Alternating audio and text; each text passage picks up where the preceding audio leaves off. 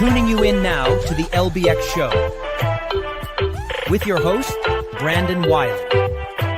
Brought to you by the LBX Collective, your community to connect, engage, and inspire.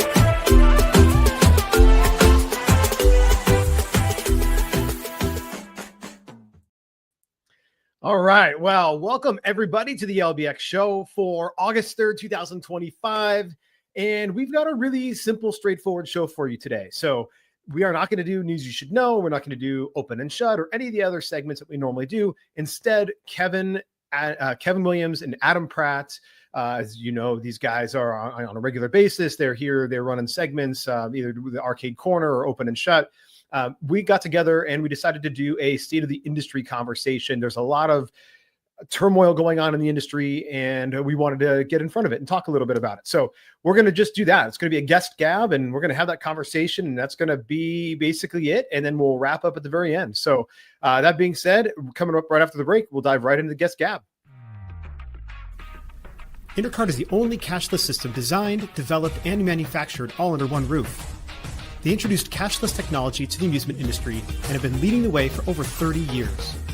Cashless systems from Intercard increase customer spending, guest satisfaction, and boost revenues by up to 30%. Intercard is so proud to be serving the amusement industry, and if you aren't already part of their global family of customers, they hope you will become one soon.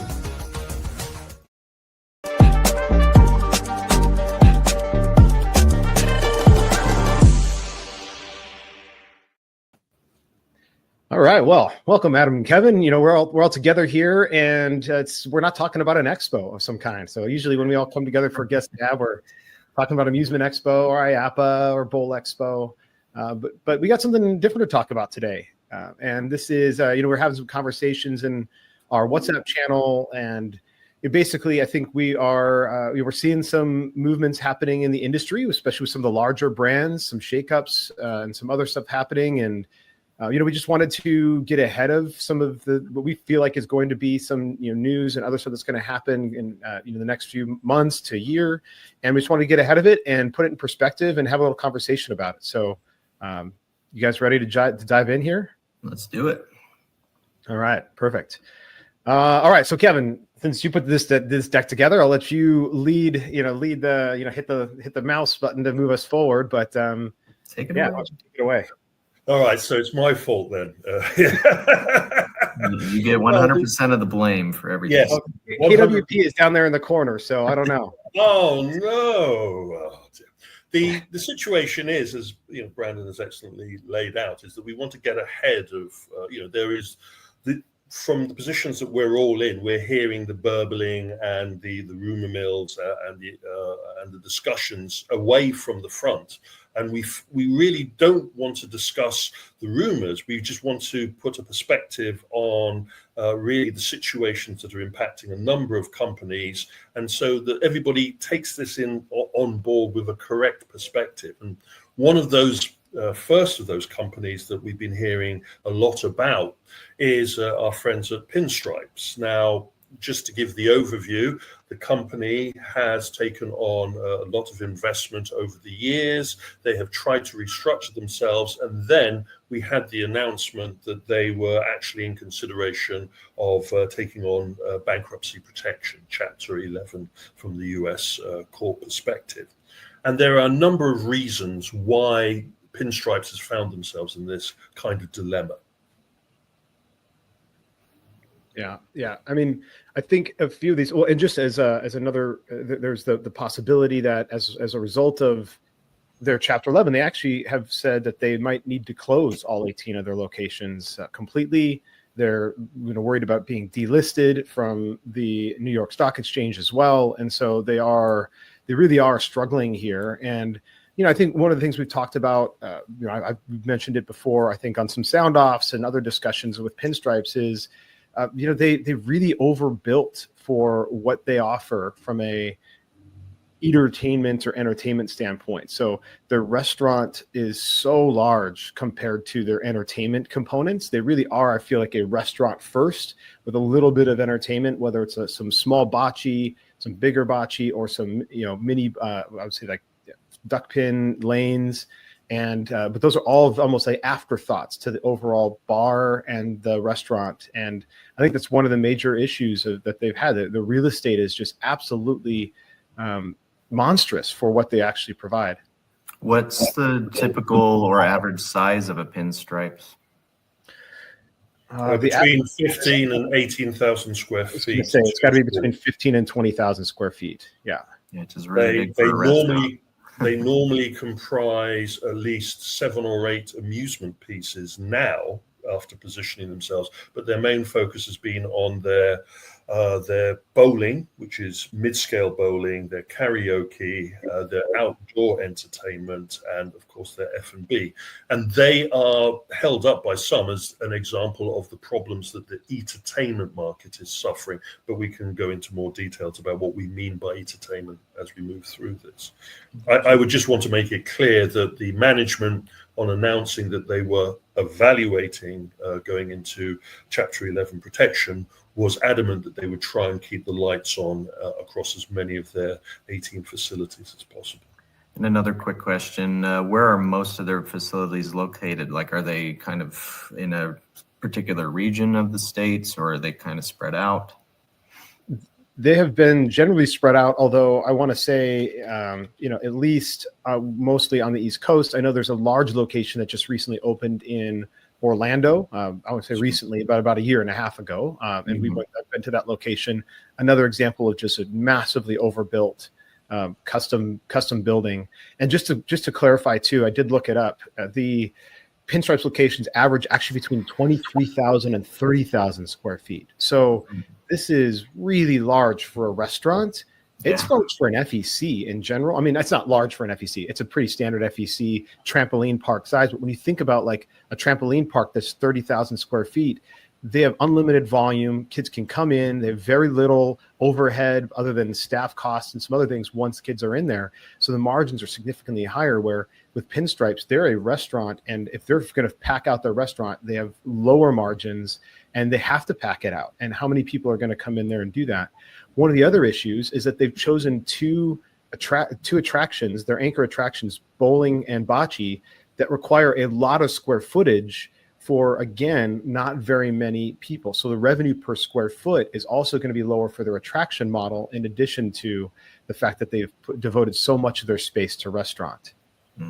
A common refrain that you're going to hear during the companies we're listing is the guest experience. Really, what is the operator trying to achieve? If you're trying to achieve a restaurant, you focus on the restaurant, and a lot of these companies show off their menu, their drinks side. By comparison, their entertainment component is not given the same high level of presentation. What are you going to experience from your entertainment spend compared against your alcohol or your food spend? And another aspect here is that some of these venues push their outdoor capability. So we have the happy sacks, we have the fire pits, but some of those are not really entertainment based, they're more hospitality based. And if they're in a cold area, that sometimes the weather can reduce the revenue potential there quite a bit. Yeah, and looking here on the map, they have looks like they have at least one location up in Northern California, a couple locations in the Midwest, so in Minnesota, Wisconsin, and Illinois, and then obviously some in the East Coast, along the East Coast, and then the one we mentioned in Orlando. So they are pretty well spread out as well, which is also an issue depending on their model, because you don't have centralized distribution. I mean, to have a location all the way on the West Coast and then a number of locations in the Midwest and the East Coast and really nothing centrally located is also an issue when you're trying to ship food back and forth and other things, depending on what you're trying to do. And even general, to have managers and regional managers and have oversight. That's a lot of travel across a long distance for just 18 locations. Yeah. It'd be much better to be much more centrally located with those 18 locations initially and slowly expand. That the operation hasn't defined its chapter protection at this moment, but just floated this as a balloon, towards making a final announcement tells us that there's still a lot of negotiation going on behind the scenes. And of course, there's always the possibility of a white knight appearing and coming in and acquiring, because we are still in a very heavy M&A, merger and acquisition period for this particular part of the market. Let's check out the next one. Moving on, and of course, Topgolf is a well-known name. For many of our viewers and listeners, they will be familiar with the open and shut presentations, where I constantly go on about the latest opening of a Topgolf facility. They are owned by Callaway Golf, the apparel and golf merchandising company. And they have decided that they want to divest themselves of the expense and the burden of the Topgolf operation.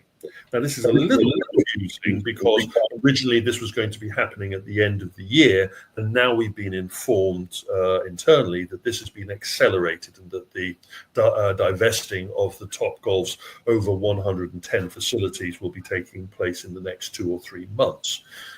Interesting within that statement, we haven't had a final comment about whether the Topgolf Swing Suite, the simulation division, is also going to be divested from the Callaway operation, or their Tiger Strike facility in the UAE. So there's still some nebularity regarding what is going on concerning this. Now, from Topgolf's point of view, they're moving out of the relationship with Callaway. They're going to have to take on a lot of their debt and their burden. They've been restructuring their operation, preparing for this. And they have also started to look at secondary entertainment on top of their shooting golf experience at the moment. Such as? They've had a relationship with Bandai Namco in the UK to develop something called the Topgolf Arcade, which was physically an arcade room placed in one of their facilities in the UK. They've also had a relationship with Greenspan to put a mini golf component outside the front of one of their facilities. And they also have a pet project towards creating a hybrid version of the Topgolf facility that also has some other entertainment elements. All of these are test projects, test balloons. Yeah, I think one of the other things to mention is that they have. I mean, we mentioned declining sales, but it is same venue decline, but it's 8% year over year. I mean, that is a significant amount from same venue sales, and this is another issue where we talk about expansion for pure top line growth. When you're a public company, when you're owned by a larger corporation, you need to keep showing top line growth, even if when you look under the hood, it is their existing locations are dropping in revenue year over year, but they keep seeing that top line growth because they keep adding new locations. And it's one of those where the only way they can continue to show growth is by opening new locations. And this becomes very, very dangerous when all of a sudden there's saturation. They can't open more locations. Well, now they have to deal with the underlying business model and the underlying attraction mix and the underlying decline, operations issues that are driving that decline in revenue. And part of that constant growth is okay when you're part of a larger operation, when you're part of a floated corporation, or if you have a very big sugar daddy with deep pockets. But when that sugar daddy decides that they would rather focus on their core business, which is a phrase that we're hearing a lot from a number of corporations, then that kind of will put a magnifying glass on Topgolf regarding their their store-on-store sales capability. And you'll hear that a lot from the entertainment problems we're going to discuss. Who would be their biggest competitor? They have a number of companies now that have started direct competitive facilities to them, but they don't have any in the 100 range. I would point more to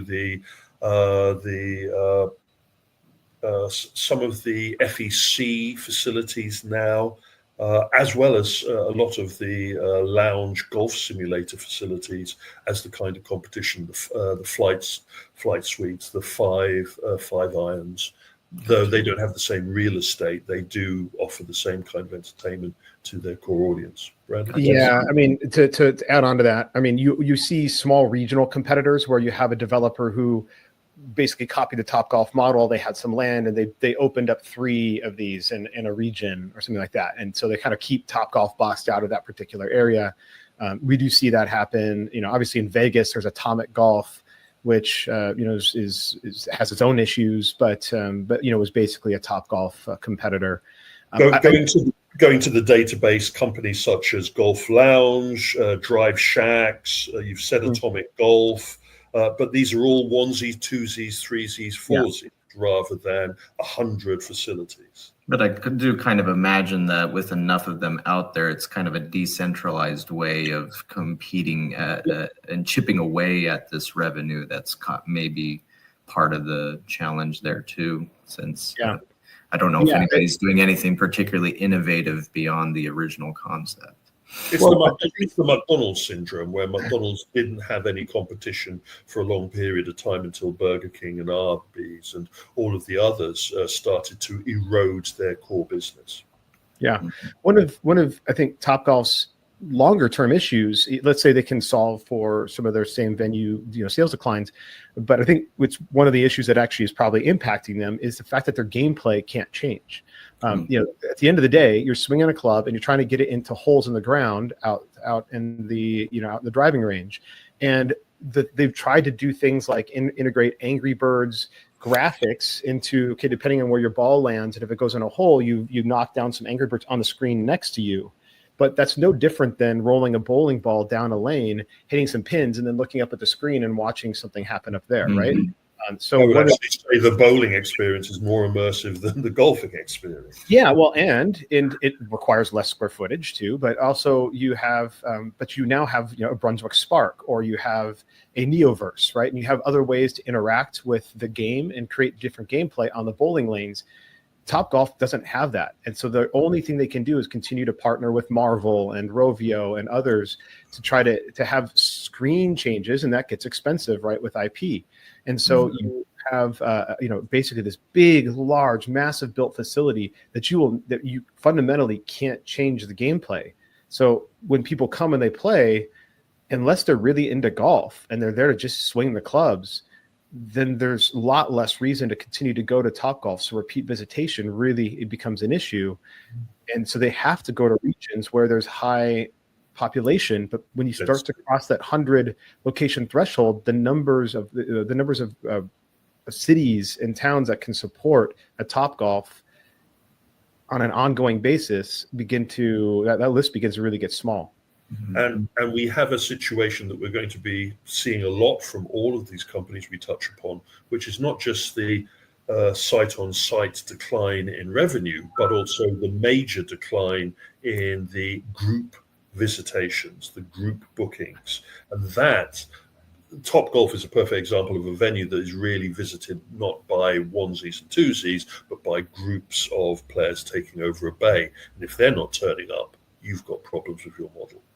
Yeah, I think before we move on to the next one, the last thing I'll say is it's very likely I think Topgolf will end up being divested by Callaway, but I wouldn't be surprised if Callaway does hold on to the Topgolf swing suites, maybe rebrand it from Topgolf to something else, or the Callaway swing suite or whatever. Yeah. But I do think that they'll hold on to that technology and they'll hold on to those suites, because that is still a perfect model to introduce the Callaway clubs and have people in there.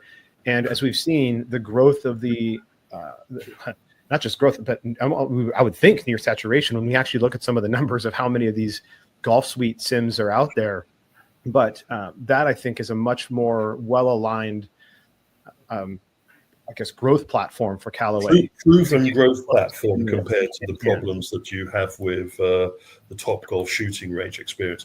And funny enough, Callaway has not so recently invested in a competitor to the Swing Suites lounge simulation business. And so it seems that Callaway sees that as a burgeoning business, maybe where their shooting range hospitality sector is something that they're a little bit colder on. Moving on, and of course, the big mouse in the corner of the room that we need to touch upon is the situation that CEC, Chuck E. Cheese Corporation Entertainment, finds itself. It has over 600 facilities in North America, as well as its interests in the UAE and other parts of the Middle East and Latin America, if I'm correct. It also has its investment into the Peter Piper pizza operation and the recently announced and rebranded and restructured Chuck's Arcade. But beyond that, this is a company that has exited within the last 4 or 5 years its own Chapter 11 situation. It has dusted itself off, it has taken new investment, and it has maxed its credit card, as it were, out on applying a brand new take on its positioning in the market. And this usually is the most vulnerable period for some companies where they've rebranded, reasserted themselves, and then they need to prove that that direction that they have taken is successful. And there are now a number of issues regarding where Chuck E. Cheese as an operation sits in the market, along with its employees being arrested on primetime TV. It's breaking news, by the way. To be fair, just one, not a bunch. Not just one. Just one mouse. Yeah, if you have, for those of you who haven't watched it, I'm sure it will pop up sometime in the next few days on your feeds. But you've got to watch the little video of Chuck E. Cheese being walked out in handcuffs. It's not a great look for Chuck E. Cheese and good old Chuck. We have to be mindful that they have taken on board some new initiatives which need to have more time in the oven, literally. These are concepts that they've rolled out. Yet again, they have revisited the jungle gym or the active entertainment play experience. Yet again, they've removed what would have been seen as their most popular component, their animatronics, and gone for a more digital approach. Yet again, they've rebranded their mascot. And all of these have had highs and lows in its application. Yeah, because I've seen some people claiming that, what they really need to do at Chuck's Arcade, for example, is bring the animatronic bands back. But it's like, for the reason they got rid of them is because it's hard to find technicians that you can get to keep them going properly, because when you don't get an animatronic working properly, like say Disney level quality, then it becomes more terrifying to the viewers, and it just becomes like, this is really lame because their eyes are shooting off in different directions or whatever. And it's like, given everything you've described, it's like I don't think they have the money to do that. Now, as you mentioned, trying to do digital, it's like if they can make that work, the Vocaloids out of Japan, like Hatsune Miku and others, that have pioneered the whole holographic character stuff. It's like that can be, if you can get that done right, then that can.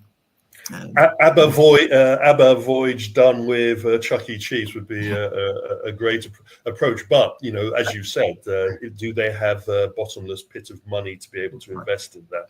I have a secondary concern regarding a number of the companies we're discussing, which is that they have an executive board or a group of C-suite specialists that come from a hospitality and even sometimes a retail background, but they don't have an entertainment background. And while the pizzas may have improved in quality and pricing, and the layout of the facilities is much more stylized like modern retail, if the entertainment hasn't improved, then this becomes a one and done, if not a one and no done. Mm-hmm. I think so. I'm maybe a little bit more bullish on CEC than certainly the others that we've talked about and we're going to talk about. This is probably the one where I feel like has at least a culture internally, it seems to be, of experimentation, of willing to try things out. Now, they may go all in on things maybe a little bit too soon. So, the little mini adventure parks and trampoline parks and things that they've implemented that are, obviously targeted at 3 to 8 year old range. But they are at least trying new things. They are trying new, these digital floors. And again, I'm not advocating the fact that these things are going to solve their problems. But I do think that at least they are throwing shit on the wall and seeing if it's sticking. And I appreciate that. And then they are leveraging what the assets they do have really well. For example, their 3,000 screens that they have across all of their venues. This is, they recently, and we talked about this on the show, they recently launched this EC Media Network, and they are now leveraging their own content and their own media network for advertising. So having advertisers come in and advertise along across their own controlled media network from their own screens within all their locations. That's a revenue generator that sits on top of their actual venue revenue as well.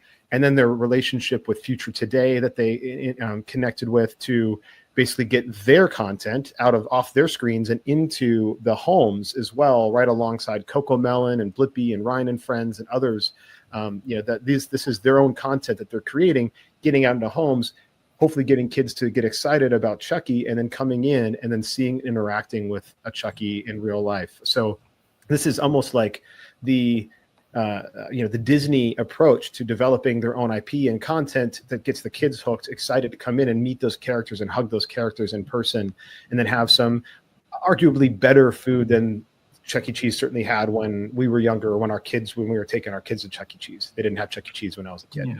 Micro theme park concept. And to that point too, I agree that I really do appreciate places like this that do have that innovative and creative streak through them, which I think up to this point nobody else has that going for them. But they don't have to pay anybody a license. They're not paying Disney for Mickey Mouse or Marvel or anybody else on anything, which can get very expensive very fast, and they get very controlling with a lot of that stuff.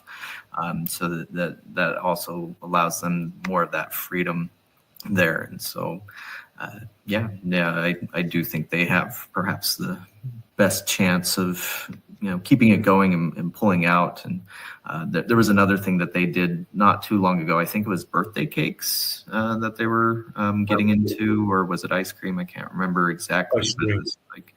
But still, is like, and that was one of those innovative things that they were doing, where it's like, hey, they're leaning really into the party side of it, which, for pretty much every entertainment venue out there, parties are a lifeline. And so you might as well play that up and, see what works in that regard, and maybe you'll come up with a even better revenue stream. Agreed that it is the innovation and the investment in innovation that singles CEC out, especially what they've achieved with Chuck's Arcade initially. That shows a level of investment and innovation. And what I keep on saying to all clients all the time: rather to build your own brand than someone else's brand. It's much cheaper, and as our friends at Topgolf have seen, even having the best movie IP promoted in your facilities doesn't guarantee success. Nope. Moving on, and of course, one of those companies that has thrown open its heart to the industry and to its investors to admit that it's done wrong and it needs to sort its situation out. Dave & Buster's, who controls both the 160 Dave & Buster facilities as well as the 60 odd main event facilities. The interesting point here is that, as we've seen with a number of companies, they have gone for a major change of their C-suite operation. They let their CEO go, and they've admitted to their investors that they are rolling back a lot of the decisions that were made under that tutelage. We've also got a double whammy situation here, where they have also seen, if my memory serves me right, a 7% drop on their site-on-site business, which was quite considerable and actually started one of the major panics in the investment community regarding entertainment losing its gloss. That said, we can say that the Dave & Buster's operation has invested in innovation where they can. It's just that maybe that innovation that they invested on was badly led or badly directed by the financial situations. I use a lot of these companies as bellwethers against how the industry is doing, and I am fascinated to see that they are constantly still rolling out facilities because this juggernaut cannot stop its rollout, especially as a traded company. As Brandon was saying, part of their sign of success and constant revenue is by constantly opening new venues. The question is, how many of these new venues still employ some of the attributes that we saw from the previous management? Can that be stopped and turned around? Yeah. Just to put some numbers to it, they are the first quarter saw an 8.3% decrease in same venue revenue as well from the prior year first quarter. And so they're in a very similar place to Topgolf. The only way to show continued growth is to continue to open new locations. And this is a situation where we talked about the social bays and social components that they attempted to add, and that they're now rolling back and not including in future locations. So they say anyway. Yes. And I think it wasn't necessarily that was the wrong direction. It was that it was poorly implemented in those locations where it was added in, and it was poorly branded. So the issue there is that people know Dave & Buster's to be a place to go watch sports, get some mediocre food, and play games, right? Like that is, I mean, and I know they've made improvements and drinks, right? Have drinks that go along with all that, the social lubricant. But, Dave & Buster's has made some improvements on their food. Their drink menu doesn't seem to be significantly improved, but that they went and then shoved in these social bays and did nothing to rebrand or change the model and try to make a social entertainment venue when really they've just been a sports viewing venue that also has some games. And that is historically been what Dave & Buster's is. Rather than the excrement at the wall, I prefer the spaghetti at the wall analogy, and that's really what a previous management that seems to have known a lot about retail food and facility acquisition, but didn't understand their core audience's need for entertainment. As it was said in the report by the interim CEO before he was replaced by the new permanent CEO, who funny enough comes from KFC, the situation was that they hadn't invested in new games for their facility. They hadn't researched the appeal of their new social bays and entertainment components with their core audience, and they had neglected their midway areas with updates and development. So that's kind of like saying that you're running McDonald's and you forgot to put a burger patty in your burgers. Well, I would also throw in one other thing that I got from so there's a very popular Reddit for Dave & Buster's, and a lot of Dave & Buster's employees go there and share stuff, and sometimes that includes complaints. And one issue that seems to be pervasive for quite a while is the lack of training on employees. Like that, not only are they not researching things like the social bays, they're not even really training their employees on it. Almost like it reeks of we don't even know what we're really doing here, so we can't even explain to you, the employees who are supposed to sell this to the customers and help them navigate through it as well. So you've got the social bays, but recently they also launched some sort of new leaderboard, but they just kind of installed it, and nobody working at the company really knows what they're supposed to do with it. And when that's the case, it's like, how can you expect it to be successful when your employees are your salespeople? I think that's what a lot of FECs tend to forget, and which is funny given that a lot of the C-suite people are retail, and so this should be kind of top of mind. But I guess there is a difference. You're hitting the nail on the head. But for the C-suite, if they come from a fast food or a retail background, they understand that the staff are there to do the staff things and the managers are there to do the promotional things. And if the managers don't understand, they can't pass it on to the staff. One of the real fundamental failings with Dave & Buster's has been a decimation in their group sales. That was one of the hardest hits of their numbers. And part of the reason for that was because the group sales directors, the individuals who try and bring in the party groups and maintain the party groups, had been shaken up by the previous management and neglected.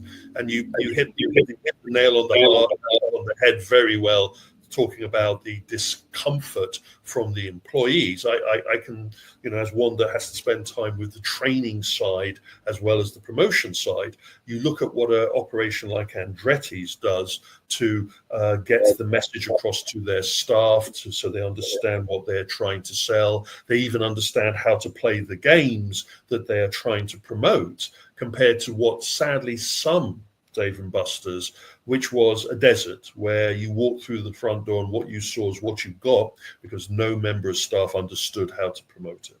Right, yeah. Right. Or they weren't allowed to. I know I've known a few people who've worked for Dave and Buster's, and it's like they themselves tried to resolve issues, fix games, things of that nature, but it wasn't exactly their wheelhouse, and became one of those things. Well, it's not my responsibility, and so it's supposed to be somebody else's, but nobody wants to raise their hand and take responsibility on that. And again, that gets to training.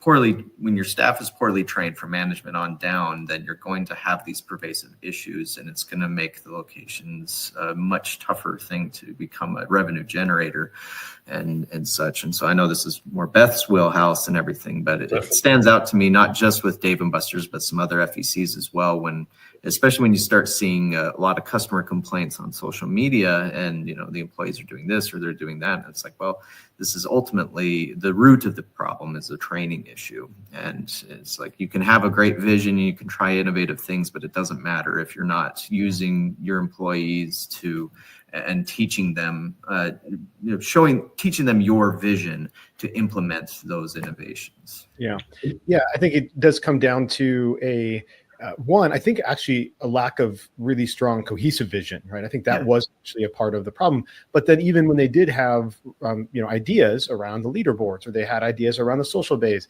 the implementation and the trickle down of that vision and into the training and the culture, I think definitely was lacking. And maybe this is the one benefit, as I was thinking about the new CEO coming from KFC, this is maybe the one benefit of a CEO coming from a quick serve restaurant model, which is very much built around standard operating procedures and things being trained and handed down, and all these packaged and rolled out to your franchise locations.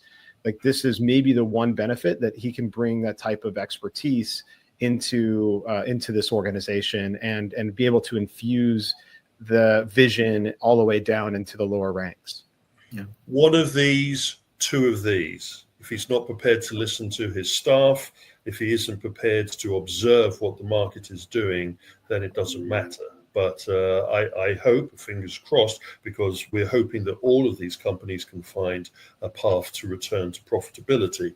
And it is essential that Dave & Buster's finds that path. And one of the things that I will just end with as a caveat, again, going back to the barometers that I use to observe the success of corporations and markets, we have heard butt kiss regarding Main Event. We have heard so little information about how their numbers are doing, how they're positioning their market, and how the restructuring of Dave & Buster's will have an impact on a Main Event. Because, to be blunt, if you're buying amusement machines, you're not buying amusement machines only for your Dave & Buster's operation. You should be buying amusement product for all of your operation, which includes Main Event. And we're just not hearing those things, other than recently in Open and Shut, a new opening of a new venue. I forget that Main Event bought them out. How interesting is that? Yeah. And frankly, if you were to reposition or reuse the social bays, if you're removing them from the Dave & Buster's, Main Event makes a lot more sense to drop in the social bays than into Dave & Buster's. Oh, yes. So even all of the conductor virtual arenas, that's I think would be an ideal drop into Main Events. It would be a perfect partner for their laser tag and their active entertainment. You would position it with, we let's not give them too much free consultancy.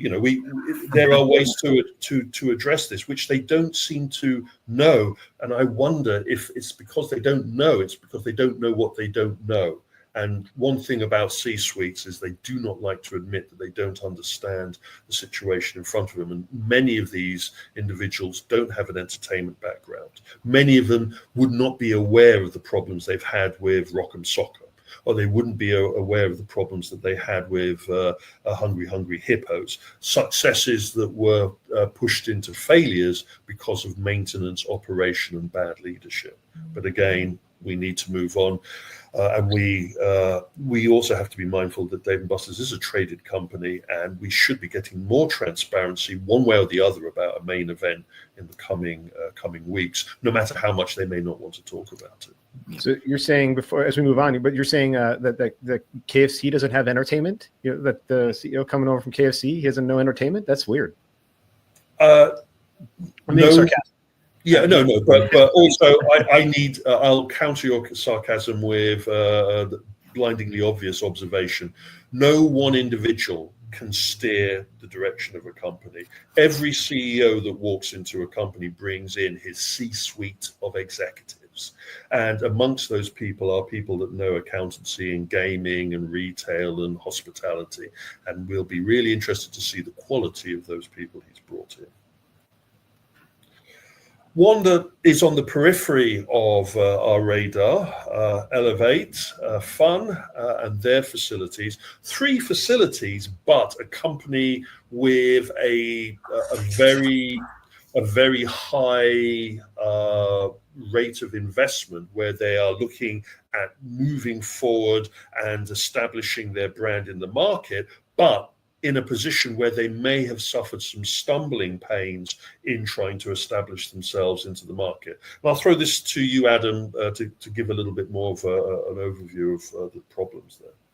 Yeah, and so they appeared on a TV show that had that Kevin O'Leary guy from Shark Tank. This show, I can't remember, Money Court, I think it is, where 2 partners come together and they go to court in front of investors, and the investors act like judges and whatnot. But they got a very, very large investment, tens of millions of dollars, to be able to invest in these locations. 5 have been, so as it mentions there's 3 that are in operation, but 5 total announced. I think with one in Miami, and I can't remember where the 4th location was supposed to be, but these are one's in Sanford, which is north of Orlando. The other one's in Tampa, Florida. And then the 3rd one that recently opened was Jensen Beach. The main issue that they've had is with Sanford, because their business model was similar to the Round One USA model of finding all of these empty retail stores from closed Mervyn's and Dillard's and other giant facilities that could have 100,000 square feet or something close to that, and converting them into entertainment, competitive socializing venues.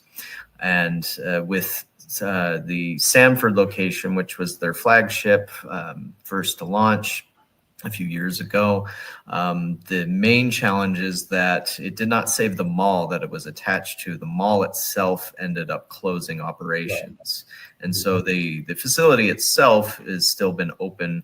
But I saw a post from the CEO of Elevate recently where they're taking the concept and turning it almost into this kind of retail/business district where they're going to be building hotels and apartments and office complexes and all sorts of things to try and revitalize the whole area, and hoping that the Elevate is kind of that anchor to it. But one has to wonder, given that it was an anchor to this mall and it didn't save the mall. So I'm curious to see where that goes. I don't believe that the other 2 locations have had quite the same issues going there. But I do know another thing, kind of backtracking a little bit, is to what I was saying about Dave & Buster's, was training was a problem. And that was one place where I saw a lot of customer complaints. And it's like, if you guys trained people, it would avoid a lot of these issues there. But as you had also said earlier, Kevin, that just because you throw money at something doesn't make it an instant success. And so far, that seems to be the struggle. And I guess this is a good case for, an up and coming company that is getting a lot of money. And it's like, what sort of pitfalls can you avoid? Or I guess another thing I should also add here that maybe we should have been more clear about at the beginning was we're not dogging on these places wanting to see them fail. We want to see them succeed. But we do need to recognize, you need to be able to call out certain problems, and hopefully that the people in charge recognize those things and get them corrected, because it does affect the entire industry whenever a big chain closes, that it kind of poisons the well, so to speak, and then everybody starts talking about, oh, wow, then so all these places are on the out and whatnot. And we're trying to say, no, that's not the case, that there's actually a lot of other problems that are going on internally with these places that have nothing to do with the industry as a whole, as there are others that we haven't mentioned here, which are doing just fine, like Round One USA. As far as I know, they're not in any sort of dire straits. They're looking at continuing expansion and such. And there are others out there too. Elevate and Andretti's and all those many other chains out there that are seeing success. And thank you for reiterating the point, Adam, that we're not here just to criticize these people. We're here to observe that there are issues, because part of the reality of life is admitting that there are issues rather than living in a bubble of everything is fantastic, rainbows and unicorns. And then suddenly you're declaring bankruptcy. Yeah, and that puts everybody in a panic mode. Oh, wow, they've been hiding stuff, and also that means that everybody must be hiding stuff and in trouble. Entertainment has been called by some investors the troubled son of the entertainment sector, which it is not. There are companies in the entertainment sector seeing great success. It is just that some companies, and to go back to our friends at Elevate, is that even though they have deep pockets and the ability to move fast and break things, that process can cause fundamental elements to be broken and for the guest experience to suffer, and they may not get off the launch pad. This money is, when you've only got 3 operational facilities, you're still in a very early stage of development of your concept. Come back to me when you've got 10 facilities across the country open, and then you've got an established brand. And, if you've been in an Elevate facility, there wasn't enough USP in their current designs to distinguish them from standing inside an Evo facility or a main event facility, or, one of the other sites that are out there. And these are the kind of things that if you don't understand your market, you may trip at this very dangerous stage of your development. Yep. Yeah. And, just to look at some numbers, they are typically, their typical facilities are 125,000 square feet.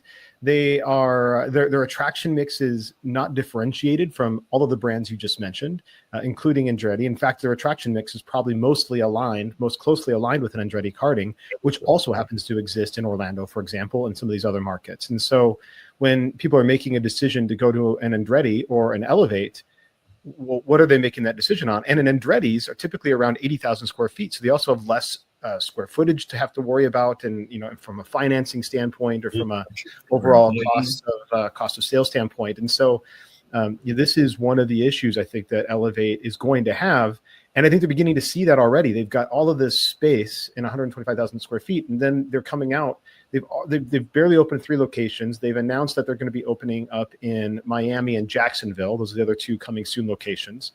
And they are already, I want to call it a pivot, but already adding in this Elevate Eats component, which is their food hall that they're trying to add in, again, to try to fill in this space that they have acquired for these things, because otherwise an unproven concept.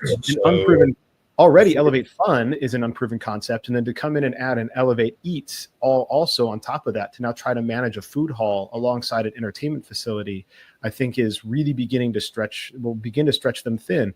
And again, I'll reiterate too that we're bringing up these things. One, because we want to see the industry as a whole succeed, but we need to also be very real about the issues that some of these individual brands are facing or we believe will face. but also as a cautionary tale for those who maybe own and operate 1 or 2 locations in their particular area. And these are things that just, if Elevate Fun is going to deal with some of these issues, or Chuck E. Cheese or Pinstripes, these are issues that you may have to think about and be very open and willing to confront inside of your own operation, even if you're just running a single location. No man is an island. We're all part of an international industry, and if we do not keep an eye on what the Joneses are doing, if we do not ensure that we keep relevant, then we will all fall together, rather than the hope is of seeing us all rise. Some notable mentions of companies that are in interesting positions and having to make some hard decisions.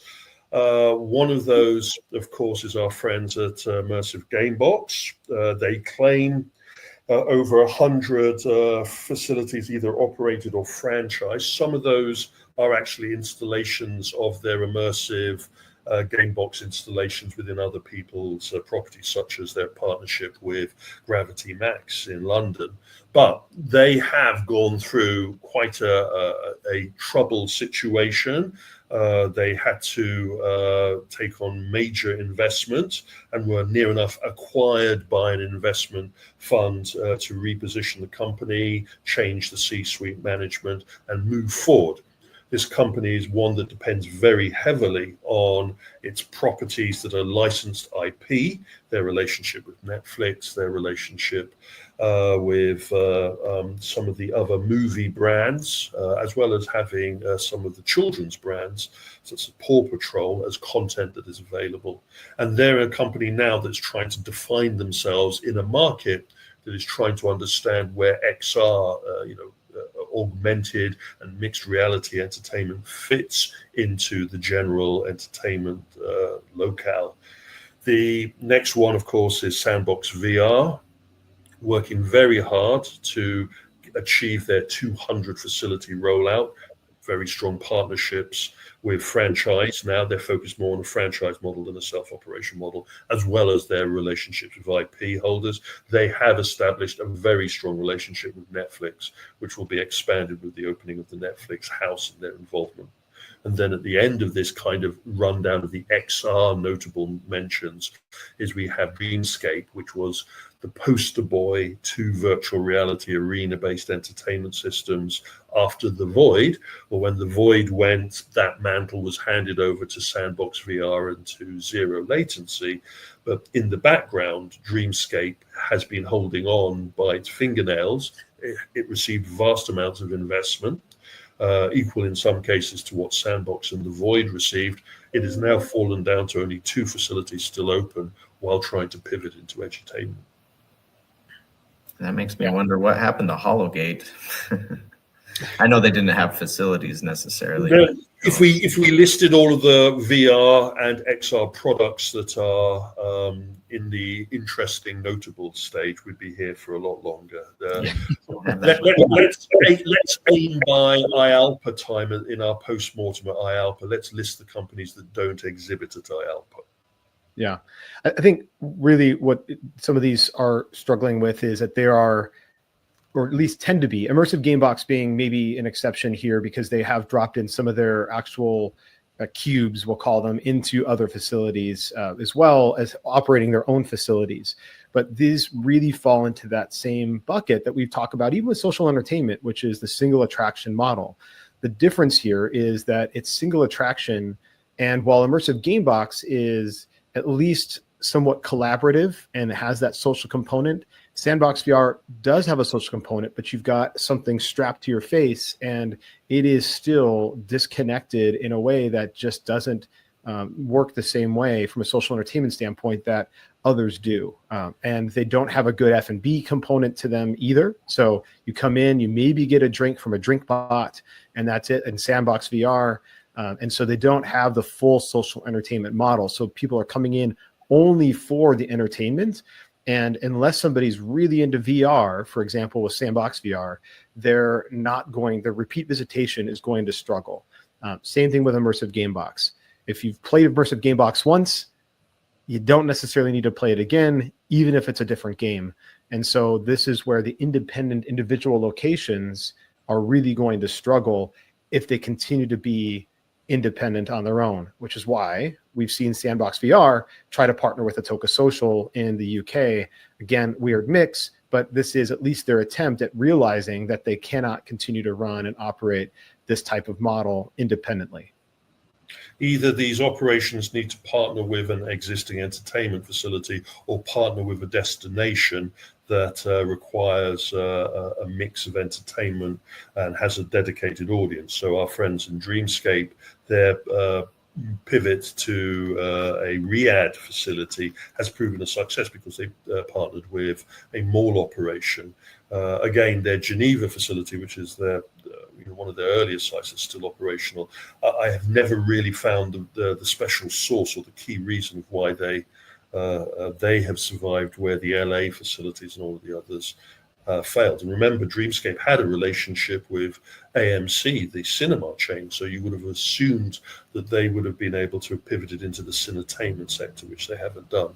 Sandbox seems to be pivoting in that direction, and I wouldn't be surprised if Immersive Gamebox is pivoting in there. And that kind of leads me to the how do you turn your super tanker kind of approach? How do you address these problems away from the machinations of the fighting in the C-suites and the changing of the guard? There are major situations happening. We've touched upon Callaway now divesting themselves of the entertainment component, the shooting range component, and that will now push Topgolf into its own environment. We've seen Dave & Buster's divest themselves of a failed management approach very quickly. As soon as those numbers came in, that management team was out the door, and having the knife of Bronte pushed in their backs as they were helped out of the door. And just to give an idea to our audience of the wider implications, in the fast food sector, we are seeing the divesting of operations. They're cutting the dead wood. So, an operation as large as SPB Hospitalities has now decided to just cut loose 60 venues of its Old Chicago Pizza pub chain. Funny enough, a pub chain that was just about to start experimenting with social entertainment components. This is really where we are now, where it isn't a time for experimentation, and it's a time for definite hard activities. And we're in a market that offers a lot of opportunities. And that's really what I would like to conclude with this part of our session. We have an exploding market. It is broken down into key areas of success, and we need to build on those. And I would appreciate your comments on the areas of growth that we're seeing in this market. Yeah, I mean, I was going to give Adam a chance. He had unmuted, so I was like, "Oh, I don't want to jump in." But his thoughts. But I mean, the LBE market is the location-based entertainment market is still continuing to explode. I mean, this is why on a regular basis, every single week, we have openings and closings, but significantly more openings than we can even talk about.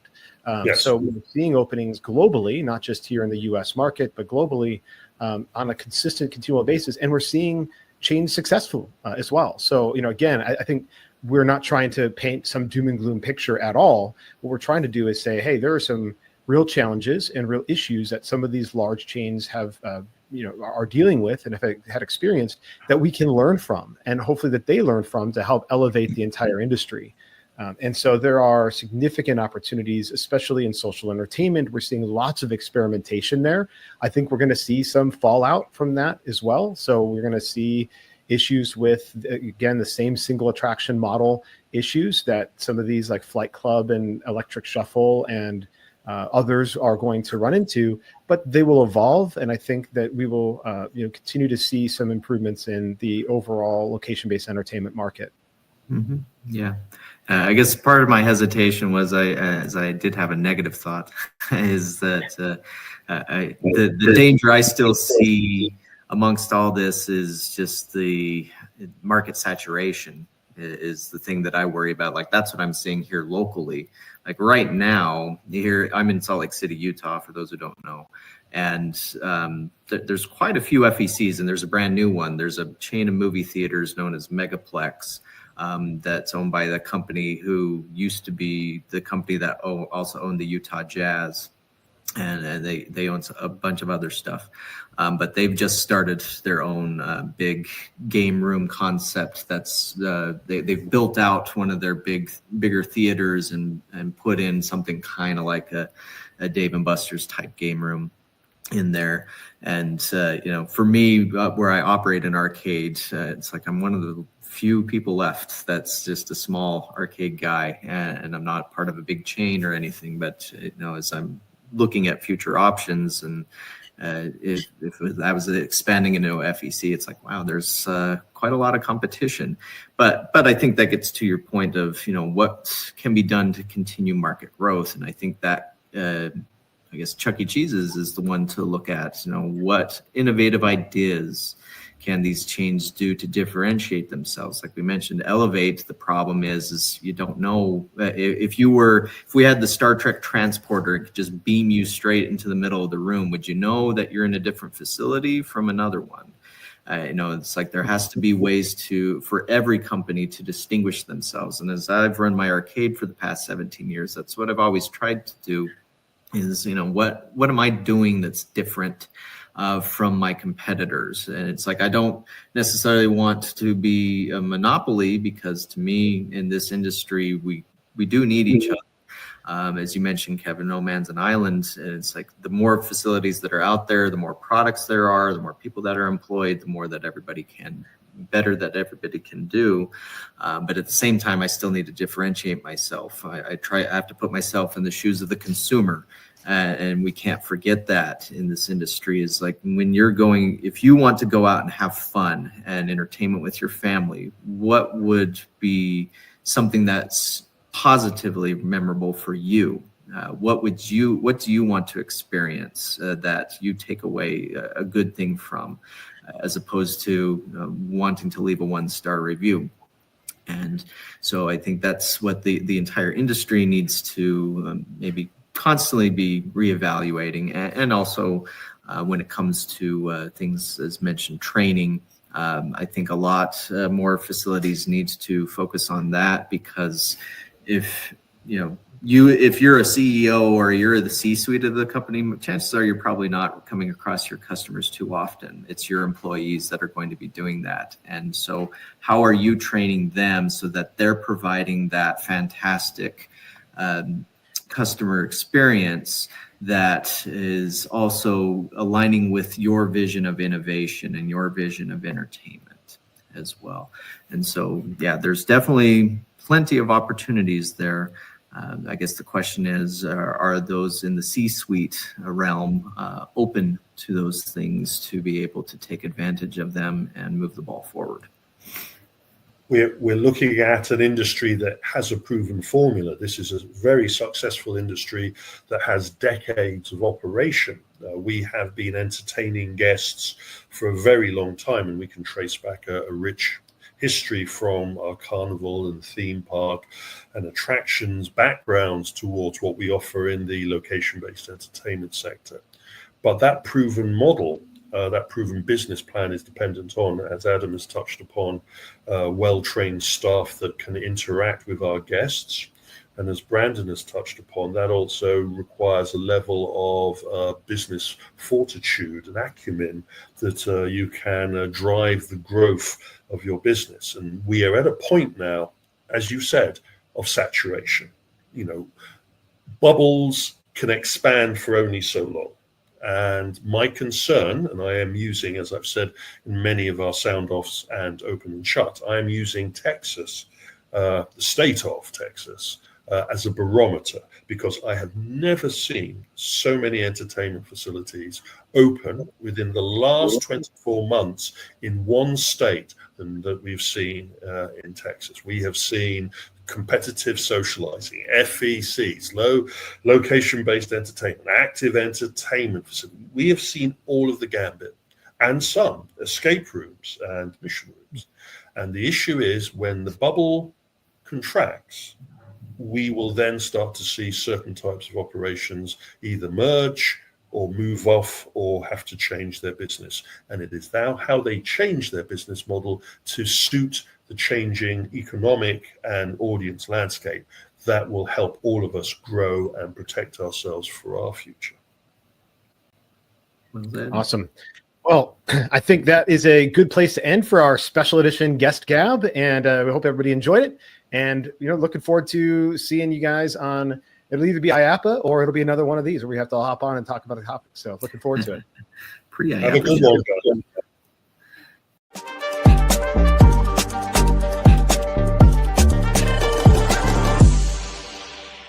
If you run a location-based entertainment brand and want to attract more visitors, check out Radius. They use real-time location data and customized marketing strategies to help brands like yours stand out. Radius can boost your foot traffic and build a loyal customer base. Plus, they're offering a complimentary local market analysis to show you exactly how they can help you grow. Curious? Visit radius.co and ask about your free market analysis. That's RAYDIUS.co.